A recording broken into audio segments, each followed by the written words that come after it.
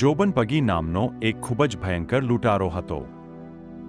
લોકો તેનું નામ સાંભળીને પણ ડરી જતા હતા. એક દિવસ તેને વિચાર્યું કે ભગવાન સ્વામિનારાયણનો પ્રખ્યાત ઘોડો ચોરી લેવો. રાતે તે ઘોડો ચોરવા ગયો, પરંતુ તે જ્યારે ઘોડા પાસે પહોંચ્યો ત્યારે તેને દિવ્ય દૃશ્ય જોયું. તેને દરેક ઘોડા પાસે ભગવાન સ્વામિનારાયણ દેખાવા લાગ્યા. જોબન પગી ડરી ગયો અને સમજ્યો કે આ કોઈ સામાન્ય મનુષ્ય નથી. બીજા દિવસે તે ભગવાનના ચરણમાં પડી ગયો અને ત્યારથી તેનું જીવન સંપૂર્ણ બદલાઈ ગયું. ભગવાનનો સાચો સ્પર્શ માણસનું જીવન બદલી શકે છે.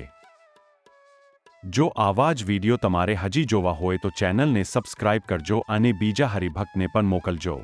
જય સ્વામિનારાયણ.